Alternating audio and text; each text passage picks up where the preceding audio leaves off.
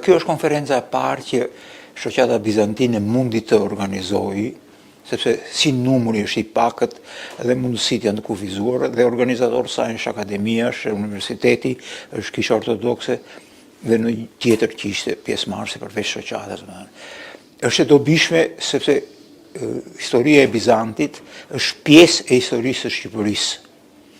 Dhe Shqipëria nga viti 200, po themi, para Krishtit, e deri në 12 ka bërë pjesë në 3 perandori shumë komshe, të cilat për fatin tonë të mirë nuk merreshin me asimilimin e popullsive në qoftë ato nuk deshen, nuk kishin interesat e asimilonin, po t'i sundonin, të shfrytëzonin terminologjia marksiste dhe të sundonin ata të ishin ato. Kështu që Shqipëria ishte një pjesë përbërëse e pushtetit bizantin që nga shekulli IV dhe shënojmë që në historiografinë e sotshme janë të shumë ata që nuk thonë perandoria bizantine, por thonë perandoria e Romës së Re. Sepse termi bizantin është futur nga studiuset. Ne, dhe më shqiptarët e gjithë të tjerët që bënin pjesë e quhen vetëm Romej, pra nga Roma, dhe Turqia na quante Rumeli vendin ton, nga Rum, ne ishim Rum, pra emërtimi i Romës. Pra që e quante vetëm një vazhdimsi të kësaj. Gjatë këtyre shekujve, Shqipëria pra nga shekulli IV e deri 395 në nda, perandoria më dysh lindje perëndim, e deri në 1453, pra i bie më shumë se 10 shekuj, që janë në perandorinë bizantine. Dhe çka u bën atë kohë pati vazhdimësi edhe në perandorinë osmane, në organizimin shtetëror, në marrëdhëniet tregtare, në marrëdhëniet e organizimit të bujqësisë, taksave të tjera. Sepse edhe ata e ndjenin veten vazhdues. Në konferencë kishte shqiptarë, ashtu siç kishte edhe të ardhur nga jashtë janë specialistë të huaj, të cilët janë të interesuar. Sigurisht kjo është hera e parë që bëhet me mundësi të kufizuara, me një sforcë të madhe me organizatorët, ku ishin marrë të tërë që kanë punuar dhe punojnë në këtë fushë. Unë nuk jam punojnë sot. Kështu që të synoj që të jepshin të tëra rezultatet e kërkimeve të deri sotme dhe sipas secilit në detajet e punës tij dhe çfarë synonte për të ardhmen. Pra temat ishin që nga ajo që mbajti Kryepeshkopi, që u lidhesh me Bizantin në aspektin kishtar Shqipëria brenda Bizantit, e deri në këto që pat më vonë që janë deri dhe si vazhdoi kjo punë mbas pushtimit që ishte Feriduga dhe Pirothomo që ishin para pak. Them që pati sukses këto që ishin, sepse të tëra që u mbajtën për mua ishin në nivelin e shkencor. Pra ishin rezultat punësh konkretes mbi kërkime individuale të personit, nuk janë leksione të universitetit. Kjo ka shumë rëndësi në konferenca. E dyta, të personave të cilët do vazhdojnë të punojnë në këtë fushë, kishte edhe të rinj prej tyre, që kanë punuar në arkeologji, në histori, studimin e pikturës e të tjera, pra që ka një garanci që në të ardhmen do jenë më shumë dhe të huaj në qoftë se do të ketë kohë lajmërimi, përgatitje, konferenca zakonisht minimumi 1 vjet e gjysmë përpara njoftohen që njerëzit të planifikojnë, sidomos të huajt, që do vinë këtu mjetet e të tjera. Pra, them që ishte një hap i parë premtues për të ardhmen, ishte i suksesshëm sepse niveli i kumtesave, mënyra e organizimit që e tillë që njerëzit ishin të kënaqur, pra bënin pyetje u diskutua, do të vazhdojë edhe nesër. Edhe unë them që është një përvojë pozitive.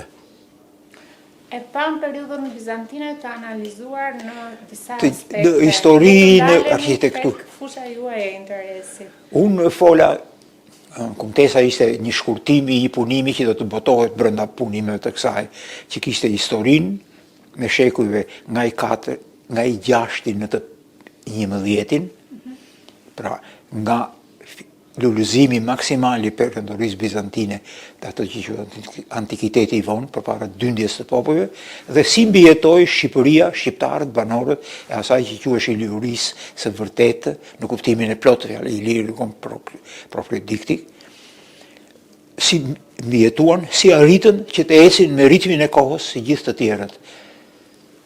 Ishte pjesa historike ku shonja mbi dy kanale, dy urime, të dhënat e organizimit shtetëror që nuk janë të shumta, pra ka dokumentat të cilët thonë cilat janë temat bizantine, mënyra organizimit në një njeri të parë dhe që vareshin direkt nga perandori, dhe tjetra që organizimi kishtar nga mitropolit peshkopët, të cilët vareshin brenda një strukture nga Durrësi dhe Nikopoja, Preveza, aty pranë, në vonau pakti, ose Tivari, në veri për ato që qenë katolike, dhe që raportoni se cila në patrikanët atyre, në Romë katolike dhe në Konstantinopoj, këta të besimit ortodoks.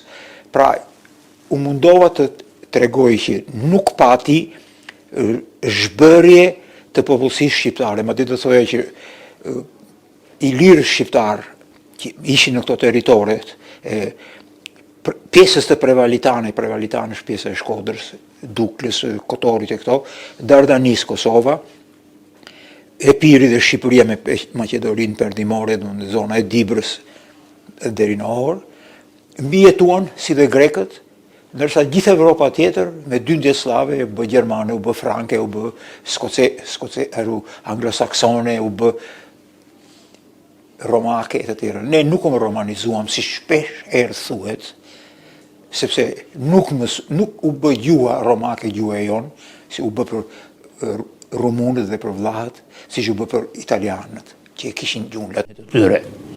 Nuk u bë, si që u bë latine Spanja e frankëve dhe Spanja e vandalëve, të iberikëve të tjerëve, godëve, apo Spanja, Franca e frankëve, apo Anglo-Sakson, Gjermania e godëve dhe e britishët, Anglo-Saksonëve, Anglia. Këtu u bë një popull që vazhdoi, që flet gjuhën e vet me huazime, po jo të romanizuar për ne, si që romanizua në Dalmaci e Sipër, pjesa e Ilirisë. Humbi çdo gjurmë të folës ilire, lëri huazimet e të tjera, vazhdoi atë kulturë dhe po t'i bëhet atë dënoja, ka popullsi ilire dhe atje, shqiptarët mbijetuan me këtë gjuhë, me këtë kulturë, dhe gjatë periudhës bizantine ja dolën ban, sepse ishte Durrësi, portin e të cilit ne ja shitëm ku i ndeshta merte, ja falë, më falë, që na bëri sot nuk flasim bullgarisht, po flasim shqip. Ishte porti kryesor në Adriatik i perandorisë bizantine. Anijet kalojnë vetëm nga kjo anë, se këde janë erërat, këde ka ujë, dhe lidheshin me pjesën bizantine të veriut, të Dalmacisë veriut dhe të Venedikun. Dhe niseshin anijet nga Venediku, shkonin duke ndaluar port në port natën zakonisht, dhe shkonin Konstantinopoj dhe kur ktheheshin me mall dhe tregtia ishte 3 muaj rrugë. Kjo ishte rëndësia. Po Durrësi nuk mund të mbijetonte tema e Durrësit, pa ata që quhen arhondët, pra sundimtarët e territoreve të tjera, të thëmë Kruja, zona e Kunavisjes, Martaneshi, zona e Elbasanit, pa ardhur bullgarët, Stefaniaka është zonë e Matit me radhë, apo Lezhë e më sipër.